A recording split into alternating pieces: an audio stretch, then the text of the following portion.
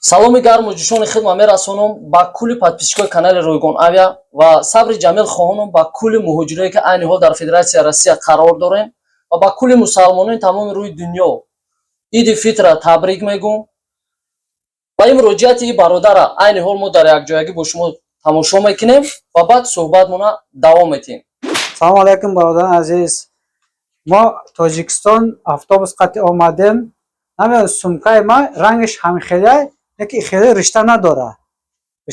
Ин кас сумка боша қатъи ма али шидаги. Сумкаи ма дурун шуда паспорт документҳо дора.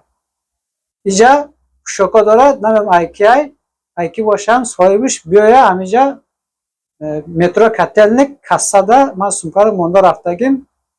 Тез ҳаракат кунем, ман паспортро гирам, пайпои кор мешавам. Ай шумо ҳамиқа илтимос. Ногуфта намона нафарое ки тариқи сайтҳои интернетӣ чиптаи ҳавопаймо харидорӣ мекунед, ин бародари мо муроҷиат кардан ба мо, яъне ин ҳуҷҷатҳоеро ки шумо мебинед, печати, яъне факти далелаш қатъӣ, ин бародари мо, яъне аз сайти интернетӣ харидори чиптаи ҳавопаймо мекунад ва дар асл вақте ки шумо харидорӣ мекунед, нафарое ки уже харидорӣ кардаги шумо медонед, дар онҷа яъне карта мепурса, се рақами пишти картаи шуморо мепурса, ҳамаи даниётона шумо яъне дар онҷа пахш мекунед ва сахранӣ мекунед, то ки харидорӣ кунед ва дар ин ҳолат яъне картаи шумо даниёш сахранид мешавад. Ин бародари мо ҳам ҳамихе яъне харидорӣ мекунад якчанд маротиба ва оқибат яъне ай картаи ин бародари мо чӣ хеле ки дидаистед 96,000 як бор снимат мекунанд ва як бори дигар 65,000. Сайтҳои интернетие ки яъне чиптаи ҳавопаймо яъне мефурӯшанд, дар ӯ сайтҳо бояд ҳатман рақами телефон боша, яъне оператор дошта боша ки шумо занг зада битонед. Вақте ки шумо медроед дар сайтҳо яъне рақами телефон, яъне оператор надора, шумо харидорӣ накунед бародари азиз. Ин на ба хотири фоидаи ман, на ба зарари шумо, балки то ки шумо ҳушёр бошед, маблағе ки ба меҳнат яъне ба як меҳнат шумо пайдо мекунед, то ки ай даст натиҳед. Бародари азиз, падилитсия кунед, видеоро подписатсия кунед канали Ройгон Авиада, классҳои худтонро дариқ надорен, то ки дигаронам хабардор бошанд ва ногуфта намона ки бениҳоят зиёд яъне жалоба мешавад. Ай ҳамин хотир баъзеҳо мисол хатогӣ мекунанд ному фамилия шонда, баъзеҳо хатогӣ мекунанд яъне числаву моҳу рӯзу сол таваллуд шонда, баъзеҳои дигар мисол возвращение на родина қатъи мисол хатогӣ мекунанд, баъзеҳои дигар мисол кӯдакҳоро пур карда наметавонанд. Сайтҳои интернетӣ ин нафарое ки шумо метонед ягон боке надора, шумо харидорӣ кардан бигиред, мисол ин на дахоти мана кам мекунад, на зиёд мекунад ва ризқу рӯзии ман аз ҷониби Аллоҳ аст. Ба ҳамин хотир ин фикра яъне шумо накунед ки ман ба хотире гуфтаистам ки шумо яъне харидорӣ кунед чиптаи ҳавопаймо аз ман ё ки аз авиакасса.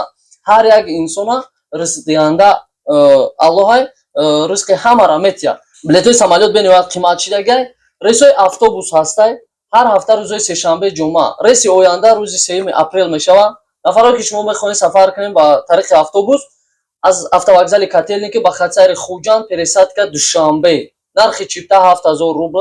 Шумо метавонед муроҷиат кунед ва дар YouTube нависед Ройгон Авиа, яъне дар шабакаи канал рақамҳои доимии Ройгон Авиа +7 39 826 84 85 ҳаст. Дар WhatsApp метавонед муроҷиат кунед, ҷои худтонро бронировать кунед, то ки бием беҷо намонем бародари азиз. Ва инчунин шумо метавонед чиптаи ҳавопайморо яъне муроҷиат кунед, нависта метиҳем. Ногуфта намона ки дар авиакассаҳо бародаро бале аз сабаби мисол расходҳошон ки калон ҳастанд, аренда метиҳанд, налог меспоранд ва бисёр мисол мушкилои худша дорад.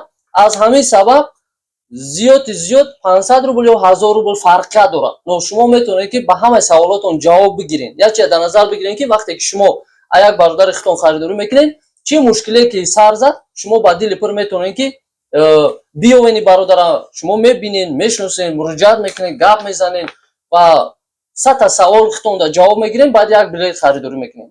Ва барои ҳамин ана ин бародари мо ҳам муроҷиат кардагӣ буданд, худшон гуфтанд ки мо муроҷиат кардагӣ будем ба шумо ва харидорӣ кардем ай сайтҳои интернетӣ, хостем ки арзонтар харидорӣ кунем. ва бале 500 рубл 1000 рубл дар онҷа паст аст, зиёд аст ва баъзе сайтҳои интернетӣ ҳам ҳастанд ки дар асл авиакассаҳоро ҳам қимата ва баъзе ҳастанд ки аз авиакассаҳоро ҳам яъне фарқият дорад нархошон, но фақат шумо ҳушёр бошед ки яъне рақамҳои оператор дошта бошад. Вақте ки шумо занг мезанед, оператор ҷавоб медиҳад, дар ин ҳолат шумо метавонед ки харидорӣ кунед.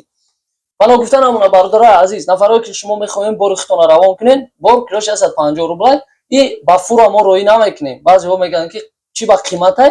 Яъне бародарои азиз, автобус қати мо равон мекунем. Автобус қати яъне растамошка мегзаронанд ҳамаи бора ва расходҳои худша дорад. Ба ҳамин хотир 150 рублай килош, ай 10 кило зиёд фақат қабул карда мешавад. Метавонем ки ба автовокзали Котельника биёрем, биспорем нафароне ки мехоҳем бори худтона ба автобус равон кунед. Ронандаҳо муроҷиат мекунед, мошинои сабукраҳо қати. Айни ҳол пеша ида шумо муроҷиат мекунед ва нархҳои баланд мегӯем ки яъне мо бисёртар, яъне муштариҳое ки муроҷиат мекунанд, мо мегӯем надорем яъне мошини сабукрав, аз сабабе ки шумо нархҳоро яъне қимат мегӯем. Яъне шумо мехоҳем ки яъне аз мардум қиматтар бигирем. Ба ҳамин хотир мо кӯшиш мекунем ки автобус қати равон кунем.